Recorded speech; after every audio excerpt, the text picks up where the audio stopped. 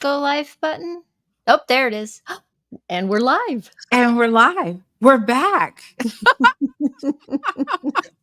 We are live. Hello again, everyone. We are together, the Salty Sisters, and we are back today with a special guest who we'll introduce in a minute. We are the Salty Sisters, but individually we are even more remarkable, if that's even possible. So, Yvonne, would you like to introduce yourself? Yes, I feel like we're the Salty Sister triplets today. Hello. I am Yvonne Marchese. I'm an age agitator, and I do that as the host of the Late Bloomer Living podcast, the Age Agitators Club for Women, where we are making waves as we age. It's real fun in there. We meet up about once a month. You're so welcome to come and join us. In fact, come try it out for free for a month. Just get in touch with me, latebloomerliving.com, and you'll find connections there. But yeah, that's what I do. I age agitate, and it's a lot more fun than it sounds. It's all about learning how to be more playful about aging. And that's my deal. And here's my freaking well, I just stole your thunder. Sure, my freaking fabulous sister, the cat Corchado. I love her. Hi, everybody. You know me, Cat Corchado. I'm host of this podcast, Sisters in Service, also the founder of Small Space Pilates. I'm not a personal trainer. I'm not a Pilates instructor. I am a movement specialist. You want to know more? Well, then sign up for a free week. Yes, you can try before you buy of Small Space Pilates, where we do strength and stretching and Pilates. So let me know, cat at smallspacepilates.com. Let me know. Let's chat. And who's our guest today, Yvonne? Oh my gosh, I am so excited for this conversation. I've been wanting to have Janice on for months and months, right, Kat? We've been talking about this, and here it is, finally happening. Janice, the actor, also known as, I originally found Janice on Instagram because she does these cool kind of behind the scenes little snippet videos into what's going on for her as an actor. She wasn't always an actor. She started off her career in the military, did 20 years as a veterinarian and Army officer, and working in special ops. I mean, so there's nothing this woman can't do. She, came to acting later in life, and that also attracted me to what she was doing when I was watching her on Instagram. I love that one of her original she's been on my podcast, and I love that part of her bio says she has the distinction of being murdered and playing the body multiple times on television crime shows because, well, you got to start somewhere. So I love that she takes us behind the scenes to let us know what's going on. And since you've been on my podcast, Janice, and Cats for that matter, you have since written and directed a short film that just had its first screening, right? And there's nothing you can't do. I'm so excited to have you here to talk about everything. this. I do have a question though. Whenever I watch a show and someone's playing dead, how do they pretend not to breathe? Because I keep looking to see if I can see their chest rise and fall. Right. I always do too, or their eyelids flicker or something. Yeah, I mean, it depends on how they're filming it, but in one particular case, they filmed it the director told me we're going to film it in 20-second clips. So they would tell me, hold your breath. So I'd take a couple of deep breaths and then let it all out and just wait. I can do it for about 20 seconds without starting to and then they'd cut and they'd move the camera and get it from another angle. And so that was pretty easy. And on another case where I was literally lying on an autopsy table, covered up with a sheet, they told me, don't worry about not breathing. And I mean, just breathe, just breathe normal. If you try to hold your breath, we're going to see you jerk and all that. And then it was that was one of those crime reenactment shows where everything's fuzzy and blurry and they say we'll just edit that out if you take a deep breath or something. But it was, I thought it was pretty cool. Like how do they do that? And one thing also is they didn't ever want, when people pass away, their eyes are kind of open and you do that long stare. They always wanted your eyes closed. and for aesthetic reasons, I guess. And so when you hold your eyes closed, your eyelashes flicker, Yes. and Yeah. you have no I'm idea. trying it now. Right. It's really hard to do, and then you just try not to laugh.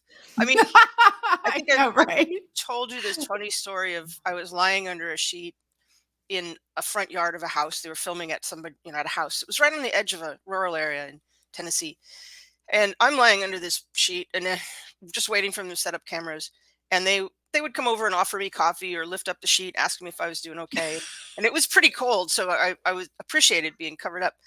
But I poked my head out to see what was going on, and this guy goes by on a tractor. And there's crime scene tape. There's people dressed up as paramedics and firefighters and cops, and I'm lying under the sheet. And this guy on the tractor goes by, and he looks, and then he keeps driving. Like, I can't deal with this. I got cows to feed or whatever. No, not a change in expression. Just like there's a dead body, there's a crime scene. I'm just gonna keep going. Oh, I thought you were going to say he drives by and sees you peek from underneath the Yeah, sheet and go, underneath. holy I crap, mean, I don't want maybe he none of did. that. Maybe he did see that. I mean, and I think so. That particular show has been shooting for 32 years, 33 Oh my years. So goodness. probably everyone in that town just knows that's probably that Mhm. show. Yeah. Like Yeah. He's like, everybody's oh, just Yeah. used to it. That, another that's Right. dead body. another dead Yeah. body, murder of the Another week. day, another dead body. Yeah, exactly. Yeah. But I So, just thought Janice, that was let's funny. start from the beginning. Well, not really the beginning. Let's start with you were in the Army, correct? It was. And you get out. I think you came out, you went back in. It's, it's like she took a step out, step back in. What was that like for you coming out of the military after serving?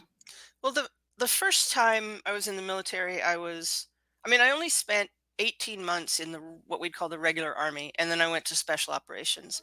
Just a series of events. I was I was right place at the right time. I got the opportunity to go to special operations as a veterinarian. So I'm not a Green Beret or anything. I'm sport. So, but my entire life was that. I deployed a lot. I was always, if I wasn't deployed overseas, I was on the road somewhere. I ran training programs and things like that. I was never home. My entire friendships were on the road. My identity was as this person. And then a lot of the stuff that we did, we couldn't talk about at all. And so, you know, I remember getting off a plane coming home from Afghanistan, and as I picked up my phone, went straight to my office, picked up my phone, a friend was calling, asking me to go to dinner with her. So I went to dinner and didn't talk about what I'd been doing. I mean, it was a quick trip. I had to leave, go for about 2 weeks and come back to deal with an issue. And I never told her I'm eating dinner with her and another friend, and I never even told them where I was or where I'd been. And so my entire identity was wrapped up in that. So when I got out, the first time I got out, I went to a good government job that was actually pretty interesting, but I went nuts. I had to make new friends, not based on the fact that we were all crammed into the same situation together. Mhm. I had to make friends based on friendships, like what do you like to do? What kind of things interest you? And um, before I had this huge budget and this huge anything I needed for my job, I got. And now that's not what it's like at all. Like I I have to stand in line at the bank just like everyone else, and so I kind of went nuts over that. Not because I didn't get attention or I wasn't special. I just Mhm. didn't know how to carry myself in that normal world environment. And the problems that other people would complain about, I would just think like, that's so silly. Why are you complaining? Nobody's shooting at you. Mhm. What's you know you can call your family at any time you want and talk to them about what's going on. Why are you complaining? And I didn't have much empathy, I think, for the everyday person, and Right. or everyday life, I should say. Everyone has an extraordinary life. It's just different to what I was used to. And Yeah. so I came back in. I had the opportunity to come back in for a couple of years and did that. And and that was an even cooler experience because of who I was working with. And um, but but that was so much different. I was not they didn't care in this next assignment. They didn't care that I was an officer. They didn't care that I had rank. They didn't care. They didn't want me to be a leader. They wanted me to work on taking care of dogs and doing research on certain aspects of canine physiology, and just go be a nerd. We don't care. And so I was very much like a civilian. I never wore a uniform. I made my own schedule. And I was able to ease out of it from there. And that second time around, I started preparing myself. You have a jump off point coming up. You have to start integrating yourself as a normal citizen, and and started taking the effort to find hobbies and friends and Mhm. people that I could relate to, and all of that. And that it went much better the second time. Yeah. It's I thought, really yeah. difficult. I think you said something that sparked a memory for me, and it was an article I'd read, when after, the transition of power and President Obama stepped down and the next president came in, and he was in a limousine, and, he's driving, all of a sudden they come to a stop, they stopped, and he goes, "Why are we stopped?" And he goes, "It's a red light, sir." And he was like, "Oh." Oh, yeah, I love that. That is such a great example of, because that's what everybody does. They stop at red Mhm. lights, right? Yeah, exactly. And for the president, a stop is a threat Yeah. if you're driving. I just as soon as you said that, I thought about Yeah, that. But well, you also said something about when you got to be just a civilian, dealing, not a civilian, but you didn't have to wear a uniform. You just had to do your thing with the dogs. Was that a relief for you? Because some people think, "Oh, I'm getting deployed. I have to be in charge of people and stuff and all the things." And you could just come and go as you please as long as you were doing what you were supposed to be doing. yeah. In one way, it was a relief. There's all these little. I mean, you're aware of this. All the little nitpicky military stuff you have to do, like evaluations of other people and Mhm. reports and all that stuff. And I Mhm. and I didn't have to do most of that stuff. There's like online training, mandatory training. I had to keep up with that, Mhm. but I Yes. didn't have to. And my travel expenses, all those things. But yeah, it was a relief to me that I got to be. Um, I got. I didn't have to be the one always in charge, if that made sense. Mhm. And it didn't. We weren't really that rank aware, if that makes sense. Mhm. I outranked my commander at one point, because this was the Navy, I was Army, and the Mhm. Army supplies all the veterinarians to all the services. And Mhm. so dealing with that, like I'm going to defer to this person because he is the commander, even though I outrank him technically. And Right. um, yeah, and that was a relief in that sense, because it let me be also. I could be more friendly with people. I could be more. I didn't have to You. distance You could myself. be more you. Right, exactly, Yeah. exactly. I didn't have to Mhm. distance myself from, I'm the leader, I'm the commander, I can't be Mhm. friends with you, whatever. And That's cool. And were you able to talk to people about what you were doing at that point too, like people outside the service? I could, quite a bit, since most of my work, my responsibility was just being a veterinarian, taking care of dogs, and research. And the research was collaborating um, with all of the other veterinarians in the Army. Basically, I sort of got to shed my "I'm so cool," special ops thing, and just go join my veterinary colleagues in the regular military and collaborate with them, and go out for a beer with them. Just stuff like that I'd never really done before. And yeah, and so that was. I I still had the big budget. I still got to do whatever I wanted, but I also I didn't have those responsibilities of all those sort of secret squirrel kind of stuff. I could just be friends with, my colleagues that ran the vet clinic, if that makes sense. Yeah. Hey, going back to I wanna bring up something that you mentioned when you were on my podcast, which was, some of the special ops work that you did where you did emergency training Oh, and right. the setups for those because I guess Yeah. I guess you could talk about that, right? Sure. Yeah. Yeah. It's You don't that's have to kill me if you tell me. no, no. Don't have to kill. No one needs to be killed for that. No, it's right. This is something that they do in civilian world as well, in the excuse me, in the civilian public safety world, where they'll mock up a bus crash or a plane crash or some kind of big public incident where there's lots of casualties. And so you get role players, you get people from, in our case, the community, now the community, back then it was other military people, or you might get, the civilians that work in finance or whatever. If Mhm. And then you dress them all up with fake wounds, and they get a role, like a little card, casualty card, that says, this is what is wrong with you. And when the soldiers or the whoever's training comes to treat you, you have to say that this hurts or that hurts, and if they do this, then you go down this road. If they don't, then you pass out or whatever. And so uh, I started out early just volunteering to be the casualty for those. It's so much fun. And then eventually, as I got experience and got up in rank, I became in charge of those programs. So just like it's like a film set. You've got, all right, where are our bad guys? Okay, they're over there.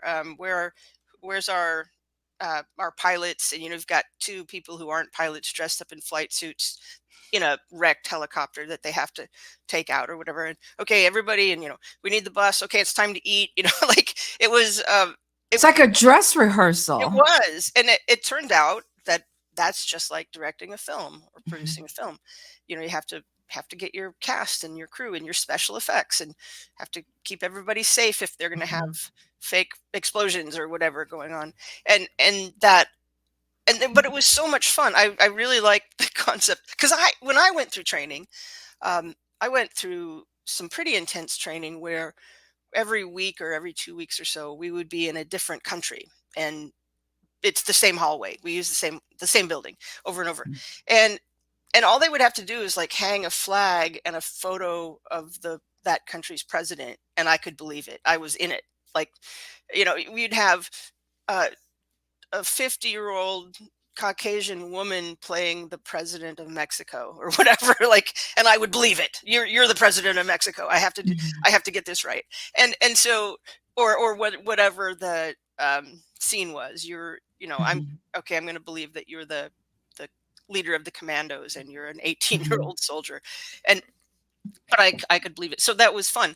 How do I get people with just a few, how do we set them up mentally with just a few little modifications, like a flag hanging somewhere, or maybe as they're driving by, there's a fire with some people standing around it with weapons, like very insurgent looking weapons or something, and they just drive by it, and that gets you in that mindset. By the time you get to that same building where we train all the time, you believe that you're in Afghanistan or Yeah. wherever you are.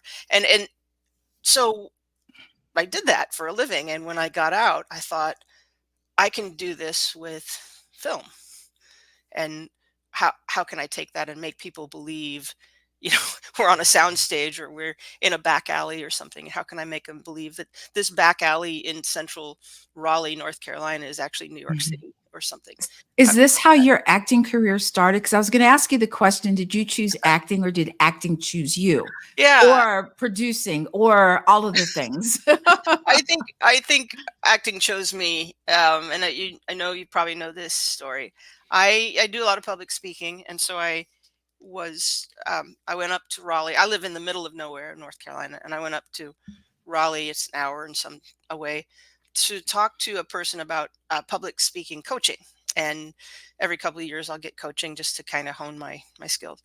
And I went to see him, and it was in a little black box theater with the stage and the lights, and they were teaching an acting class, and he invited me to be part of that class. And as I was like, okay, I'll do this. I remember I acted as a kid, in grammar school, whatever. And I get up on, all we had to do that class was we had to get up on stage, and there's the lights, and there's like the 20 people in the class sitting in the stands, and we had to do our slate, which is, hi, I'm Janice Baker. I'm 5'3" from Bass, North Carolina. I'll be reading the role of whatever. And I got up there and I did that. I just made up a role that I was reading for, and then everybody clapped. And by the time I got back to the seats, I was like, where do I sign up for these acting classes? Like, I gotta do love this. that. I don't. It brought back the memory of being in school, in grade school, being tree number 3 or whatever. And I signed up for a year. Like, I take my money, sign me up, and I went almost full time for a year, driving an hour a day, both ways to Raleigh. Wow. And Wow. How long ago was this, Janice? I think 19 2018. 2018. 2018. Okay. So we're talking 2018. about 6 years, Yeah, about right? 6 years. Math, not my strong suit, but 6 years. And look at where you've come. This is incredible. And I look at what you did while you were in special ops. I mean, that was really your onset training, right? That was maybe the first time. I don't know if you ever played a dead body when you were there, Yeah, but I there did. you Yeah, go. multiple times. That's Yeah. incredible. I think I love this part of your story because everything that you ever did is playing into why you're doing so well at what you're doing now. And I find that to be really inspiring. Thank you. I think she's been reinventing herself over and over and over again. So that it's just been, so I think the title, The Art of Reinvention is perfect because it kind of just happened. And then you're like, I kind of like this. And then you go off in a different direction. You get invited to, this speaker coach or whatever and find, yeah, I think acting found you for I sure. think I'm so. just going to say it I think chased so. you, girl. It chased you down. But Well, I'll say this, so beyond acting, now you're directing and producing you just did a short film. What was the name of the film again? It was bus fare. Bus Fare. I was Yeah, thinking bus Bus fare. Ticket. Bus Fare. Now that is not something choosing you. You chose that. Like that is a very intentional move Sure. to make something like that happen. That's a big deal. How do you like where do you get the energy from at this point, Janice? Seriously. Well, I'll step back just a second and talking about the what chooses us. So right now I'm in this virtual room with two other amazing women who you've chosen this thing to do, or you've chosen your reinvention, or it chose you, but you've reinvented yourselves as well. And even though acting chose me, when I went into that saying, I need to find something. I remember how I felt the first time I got out of the army and I didn't like it. I need to I need to take action with my life and be open to what inspires me and not afraid of what inspires me, even if it's scary. Mhm. And and you have to be open to that to let the thing choose you. That's how I feel about that. Because so many people I know will say, "Oh, I could never do that. Oh, I always wanted to be an actor, but But, but, yeah, but." exactly. And but what? But what? You I were mean, open to it and you stepped into the Mhm. ring. I mean, you you listened to the call. you have to be open. You don't have to know what you're going to do. You don't Mhm. have to know where it's going to take you. You don't have to know how to do it. All you have to be Mhm. willing to do is get on the train. Basically, you have to be You able just said, to. "Why not?" You're like, Right? "Why Why not? not? Yeah, why not? What's the worst that could happen? Girl, you were in special ops." You're like, "This is a piece of cake." Well, and so yeah, an interesting thing that happened. I started when I started acting. I realized that I would have loved doing any part of it. I think acting it's just one of the things that you can sort of walk off the street and not have any technical skill and start doing. You don't have to know how to operate a camera or Mhm. do lighting or whatever. You can just start doing it, take a class and do it. And so the the idea that I could like, okay, I'm acting, but I really like that. We say, um, everybody says, well, I really want to be a director or whatever. I could create this, and there weren't any stories for women my age. There weren't any.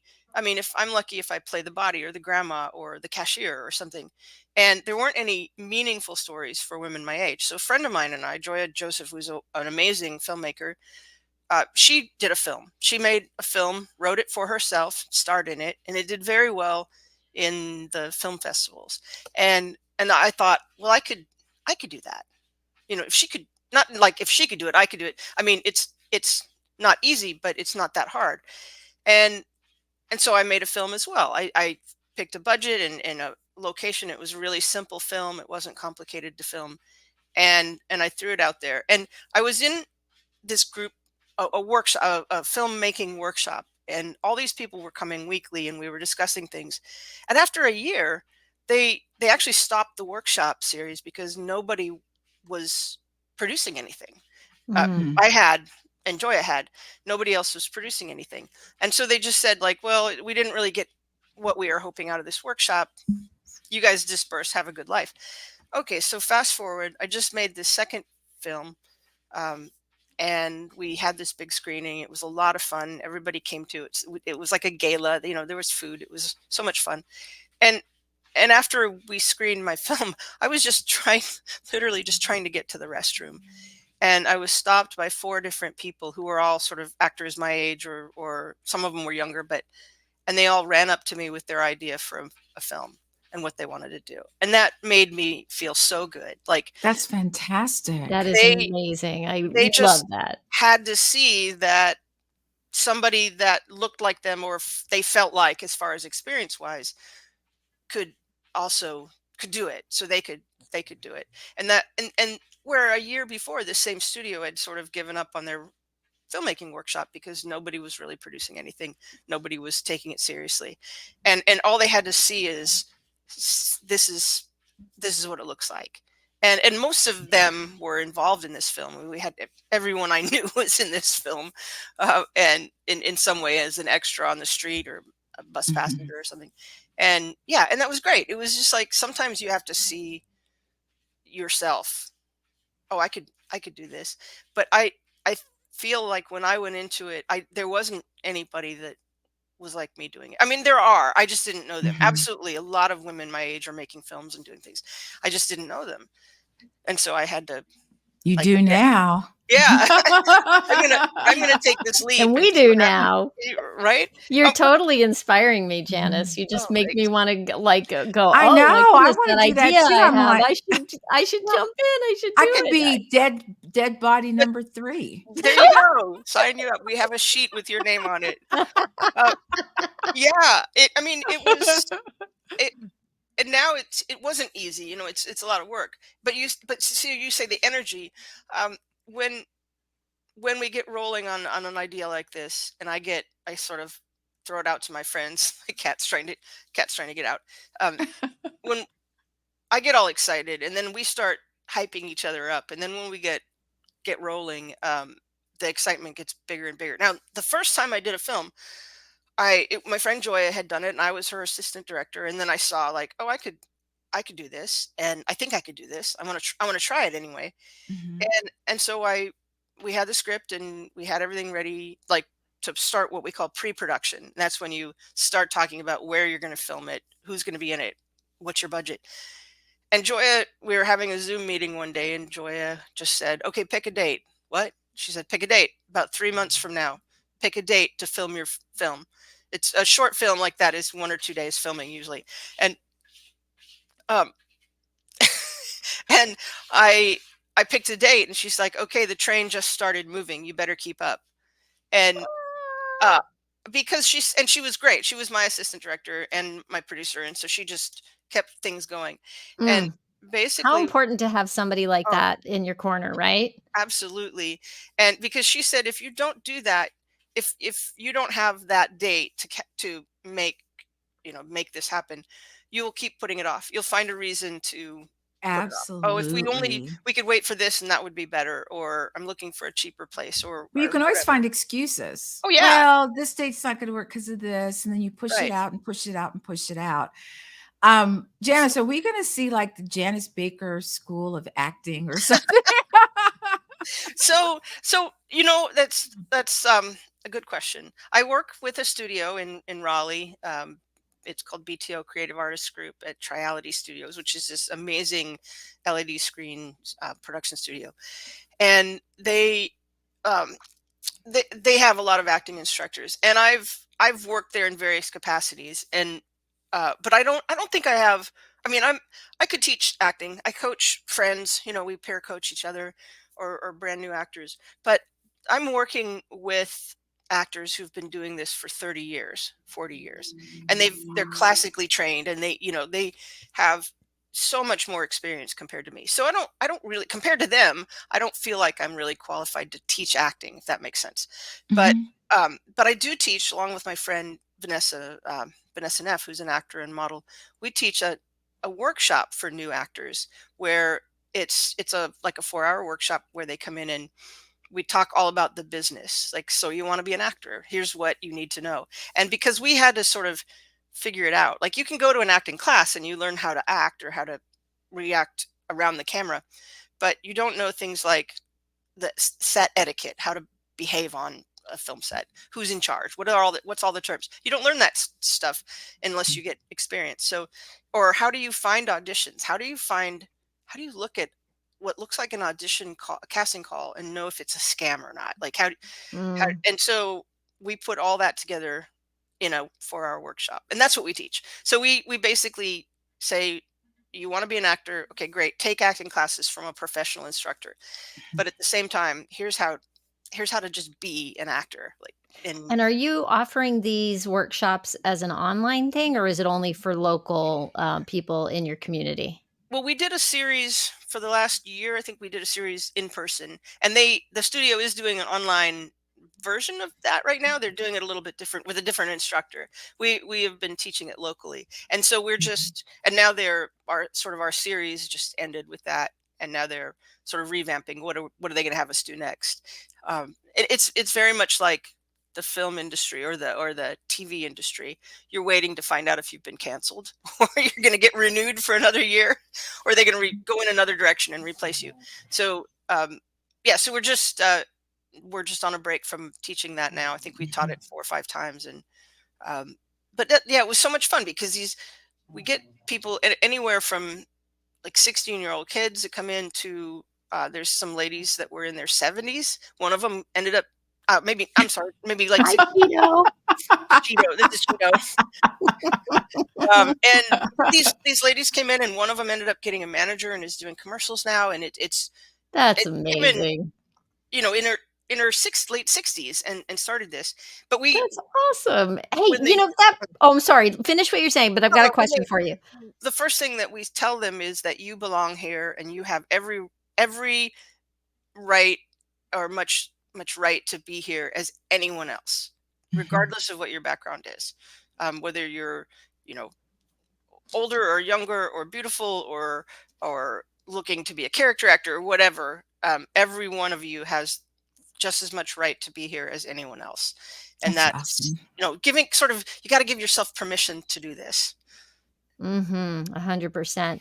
I do wanna take a quick minute because Yael Gilboa joined us and put a Awesome. comment in the chat saying, "Hello, ladies, great glad to be here with you." Yael is actually a filmmaker Oh, herself and a good friend of mine who has also been that's on the great. podcast. So it's great to have you here, Yael. And if you have questions, Yael, I for some reason, I can't comment back to you, through this platform, but, if you have a question, throw it in and maybe Janice can answer it for Mhm. you.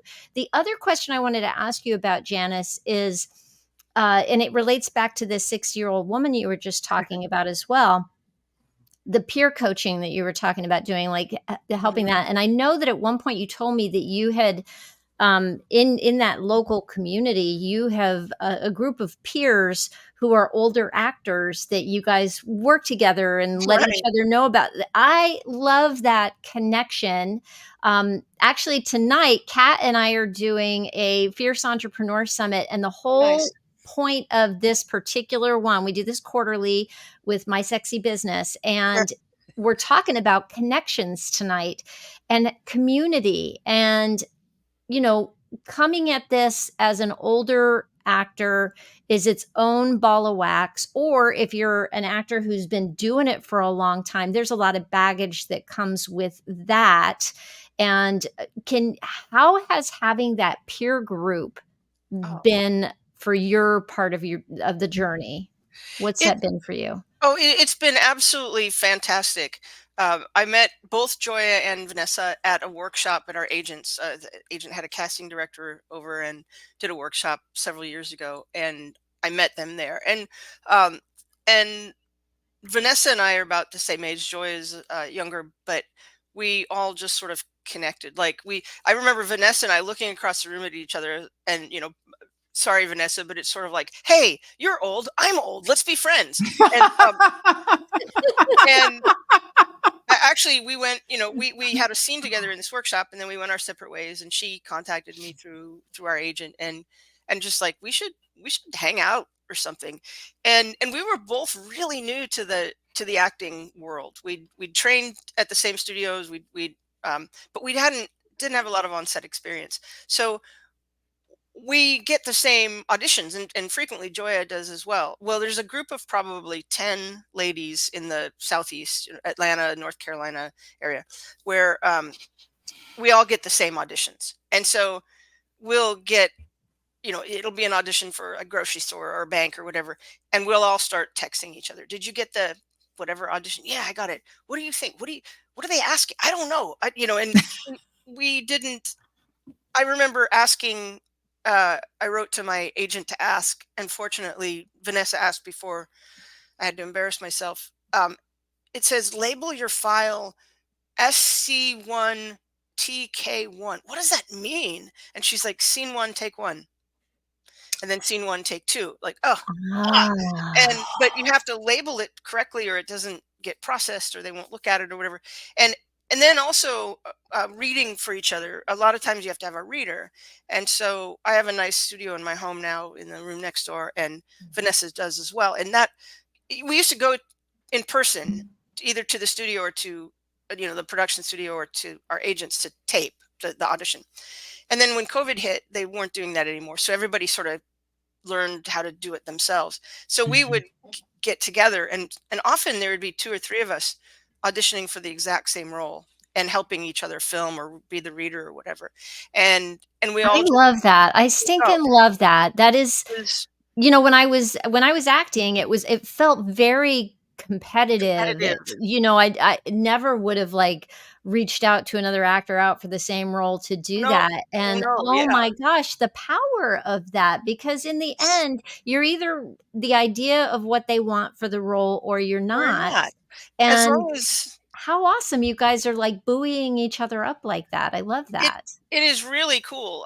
And what is kind of funny is, Vanessa and I will both audition for it, and then we'll know maybe another group of 2 or 3 people that we train together with that audition for it. And in the end, it's um, guess who got it?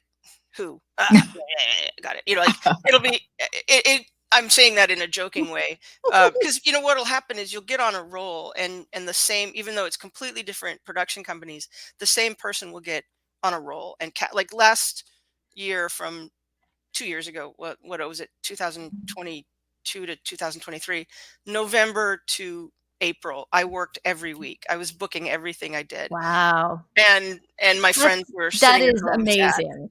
And then I didn't book anything for 6 months. So so one of us will get on a roll, and we'll be like, guess who got it? Oh, of course it was her, because she's, no, we're completely happy for each other.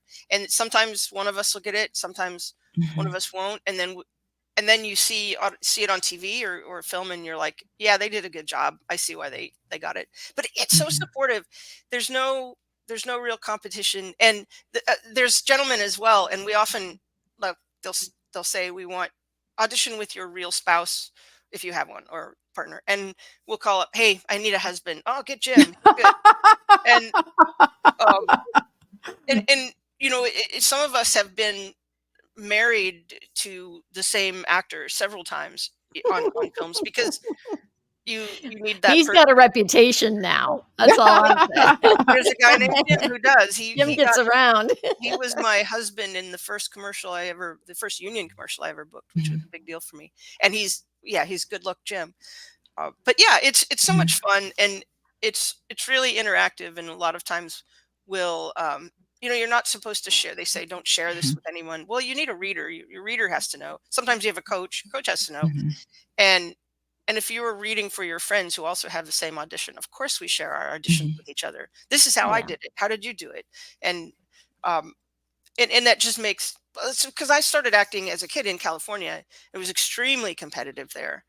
and I kind of dabbled in it for a bit while I was in college, and I was just like, I don't want to do this. It's too competitive. Mhm. And here in the Southeast, I don't know if it's a regional thing, but it's just so much more relaxed Mhm. and cordial. Um, and but that, for commercials, this is what was startling. In California, you had to be young and beautiful and blonde or whatever. At least I felt like you did. That's why I didn't go Um, to California. right, I right. went to New York. I was like, "I'm not dealing with that. I'm going to There's New York." I'm going, yeah. There's so many commercials that are filmed in North Carolina and the Southeast, like the Atlanta, Mhm. Georgia area. Um, and they want people that look like everyday people. And that's what we tell people in our workshop is that you just look at commercials and start looking for people that look like you or that you can Mhm. relate to in demographic or something. And start thinking I could do that. Which is Mhm. kind of what I did with the film, like, helping Joy with her film. Like, I Mhm. I could do this. I'm good at managing things. Um, Janice, I have a question sure. before we get ready to go. What words of wisdom would you give to someone who's either listening to this replay or just in general about how you approached reinvention? Because I think Oh, yeah. specifically veterans reinvent themselves all the time. But I think as women, we're almost forced to reinvent ourselves in different aspects of our life, midlife Mhm. being one or two of them. You know, what kind of words of wisdom would you give to someone about reinventing yourself?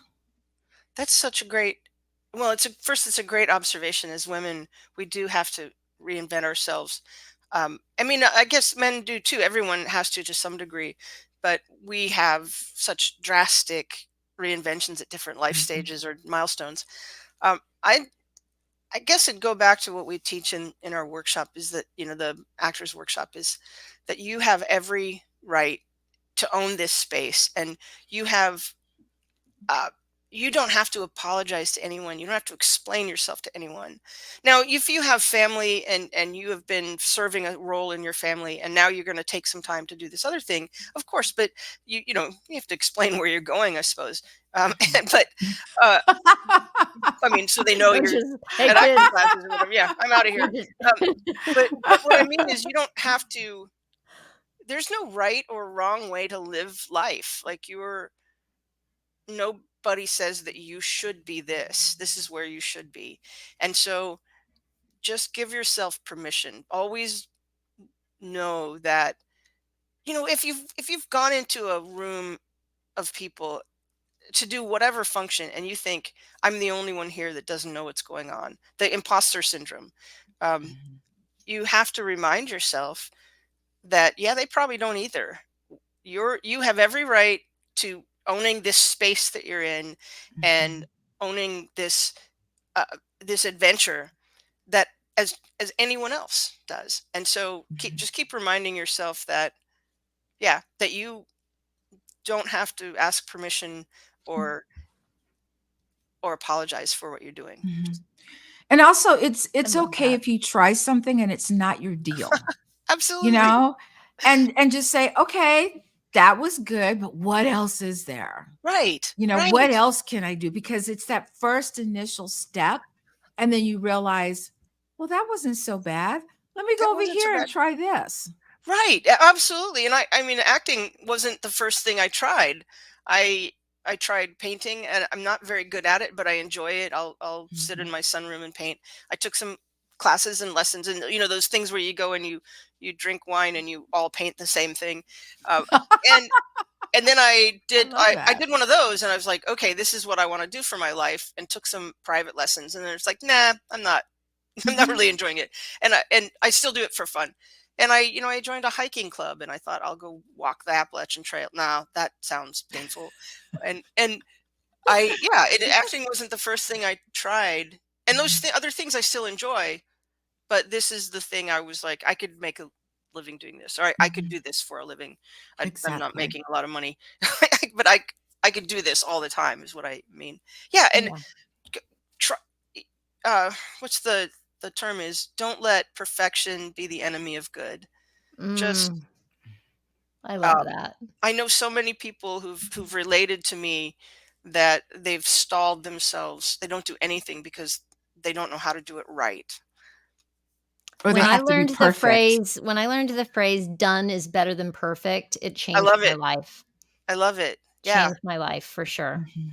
Total That recovering perfectionist over here, and I love say it again, don't let perfection be the enemy of good. be the enemy of good. Yeah. Ah, And you can't, I mean, that was what was so brilliant about that little, they called it the community uh, film fest, the 3-minute film fest with the acting students doing this. These are people who, when they were presented with this formal filmmaking process, here's how you have to do it, you have to have all these documents and do this budget and all that, they just froze like, no, I can't do that. When they were told, go out with your phones and make a 3-minute film about anything as long as it has this theme, they were brilliant, they were funny and creative, and some of them were really moving. When it was put to them in this way, which I had nothing to do with, that was the studio that did it. When it was put to this way, it's like, we don't care how good it is, just go have fun. Then that is oh my gosh, you're like, totally tuning me into my friend Nina Hart is a creative, coach, and she's a coach to heartbroken artists, and oh wow. one of her things is about just getting like, her writing prompts are designed to help you just write what one of them is called small and crappy, you I know? love it. Yeah, I love I it. love that, and, oh, man, there was something else I was thinking of too. Yes, I know what it is. One of my last and really greatest acting teachers, his name is Seth Barish with the Barrow Group. He wrote a book that's 99 Bits of Craft for Actors, and one of my favorite bits of craft that he has, it's a tool for actors that you've let's say you've done some scene work with somebody, and he would look at it and go, how'd that feel? And then he would throw a little bit of craft at you, and you'd do one tool at a time. And one of my favorites to watch how it would transform a scene was called Big Bad Actor. And It it was already like, sounds fun. just everything that you've done up to now, let it go and just be big and bad. Like, don't worry about being good. Just go Right. for it, you know? And you would Oh, just I love it. watch a scene transform in front of you. It was so cool. I love that. Yeah, that you don't have to do it right. I mean, my entire life, I feel like I was 10 years behind everybody else. I kind of just flitted around and didn't do anything serious until I was in my mid 20s, and then I was like, I should probably go to college. And and then so by the time I got to veterinary school, I was 10 years older than typical. Turns out I was actually the average age for the class because the age range was so wide. But I was 10 years older than people coming out of college going to vet school. And then I joined the army. I was 10 years older than everybody that was coming into the army as an officer. And I've always been um, just physically trying to catch up because, I'm not quite as young as they are, or I'm older than the typical student coming into this or whatever. I mean, I'm attending a workshop tomorrow on being a production assistant. I've been a director, and a production assistant is the entry level thing. But I want to go to it because I want to see how that particular studio Mhm. wants their PAs to operate. And I'll probably be, I don't know. Well, Vanessa's going to it too, so I'll have my old friend with me. But they'll probably be 18 years old, right? And I've Wow. always been like, I felt like I was behind, and that led to that sort of apologetic, I'm sorry, I don't mean to take up room, Mhm. spot in the class. Mhm. And that broke me of that as well. It's like, you know what, the old lady's here, get out of my way, let me do this. And that's that that fearlessness of like, oh my god, how many times I've failed. I've tried to play sports with people that I, I had to learn to shoot and carry a big weapon, and my body armor weighed half my weight. If I fell down, I was like the turtle that couldn't get up. But I'm all in commando gear. And I was always doing things that were probably just this far out of my reach. And that taught me, just do them as best as you can and have a lot of fun with it, or take it very seriously depending on the Mhm. situation. And something's going to stick. Something, you might not make a very good commando, but Mhm. uh but you're pretty good at running role players and setting up making training realistic or whatever. So that, I think that's how we should approach. We should always be pushing out of our comfort zone. I mean, I shouldn't say we should. You are allowed to. you should allow yourself to push out of your comfort zone. It I love allows you that to grow. distinction. Yeah, I Grow, like that you grow. said we can allow ourselves to push ourselves out Right. of our There's no comfort zone. should of what Yeah. anyone should do. But I Yeah, will say there's a lot of juice in doing it, and that's so much fun. it's pretty tasty and pretty salty, if I do say so. Absolutely, absolutely. I like this is a silly thing that I do sometimes, just depending on how oh, I've got cat fur on me, how salty I'm feeling. I'll come into a room when I'm feeling anxious. I'm like a little social anxiety. I've got the imposter syndrome. I come into a room and there's the seats for everybody to sit in, and I put my arms up on the seat and I kick back and I just take up space. And people get very uncomfortable with that. Like Mhm. and it's not it I have to feel pretty salty cuz normally I'm a pretty nice person. But that's just my way of saying like I'm going to own this Mhm. room. I'm going to own this space. And eventually Mhm. I sit like a normal person and And you're telling your body that you are, I'm like, allowed to giving your body you're, like, letting your body learn right. and tell your body's telling your brain, "I'm here, and I I'm own I'm owning my Mhm. space. owning this space." That Well, is so I cool. think It's like that's Rebecca really from Ted yeah, Lasso, right? yeah. yeah. That's really It's cool, me convincing because myself that I'm brave enough to do it. Yeah. yeah, I don't know if you've heard this story, Janice, but my mastermind coach, I went into a clubhouse room once and I was feeling kind of salty. And I said, I'm the freaking fabulous cat Corchado, and I was feeling good that day, right? And so every time I went into her room, you can just listen, right? In Clubhouse, she would ask me to come up and I say my piece. And she's like, Kat, you didn't say the thing. And Oh, I'm like, what thing? She goes, and I would have to say it. I'm the freaking fabulous cat child. But you know I love it. what? Yeah. I started believing it.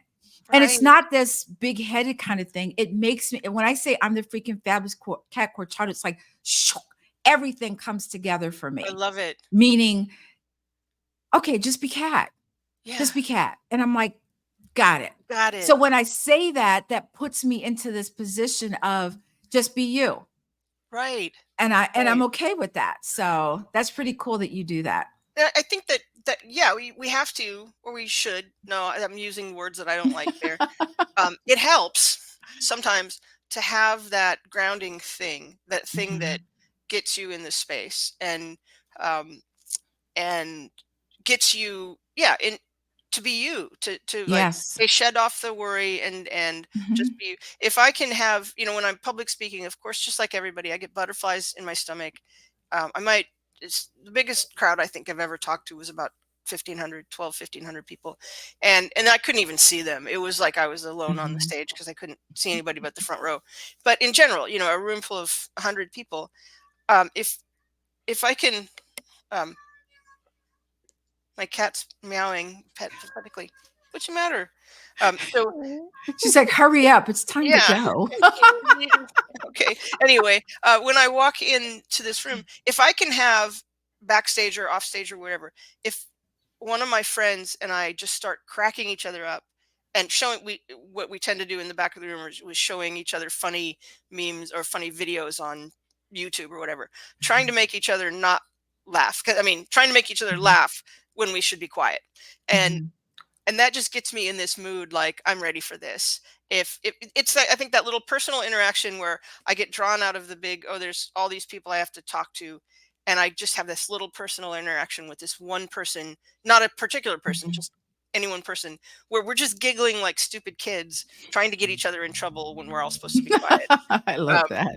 that that just puts me right in it, and i'm Mhm. i'm in my zone. So Love it. Oh my goodness. This has been awesome, Janice. Thank you so thank you. much for Oh, it's being been with us great. today.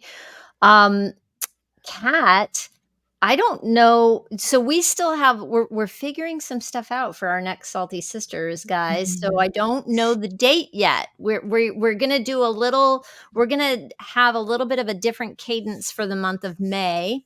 And but we do have stuff. Wait. It's only April 12th, right? Hang on. I'm ahead of myself. Whoop. back up. You wanted to be May so bad. Ignore what I just said, folks. We are doing another show that we do have absolutely planned. It's April 26th, and the topic is going to be aging out loud. Love it. And Janice, this was awesome to It was talk to fun. you. Yeah, it Know, was it's fun. so Oh, fun. thank you. I love talking with you both. I can't wait for more of this. What we might have to I have you know. back on. I don't know. We might. We might have to fun just go stuff. deeper, but Just fun stuff. yeah, it's been a pleasure, Janice. For anyone Thank you. listening or on My the pleasure. replay, if you have any questions for Janice, where can people find you if they have questions about acting or they're in the North Carolina area and they want to know where they can go to some of these workshops? Where can people find you? I'm on Instagram it's at Janice the Actor, all one word spelled like it is up there. I should have put it on my name, I guess, but it's at Janice the Actor on Instagram, and Janice Baker on Facebook. Does anybody do Facebook anymore? I sort of do Facebook, but yeah, I think Instagram. You can direct message. My cat really wants out. I know. Right? All right, Kitty, we're ending right now. So thank you, everyone, for and coming. Cheeto, thank you for your appearance as well. I just want to say. All right, everybody. Until Thanks next very time, much. we'll see you. Bye. Bye. Bye.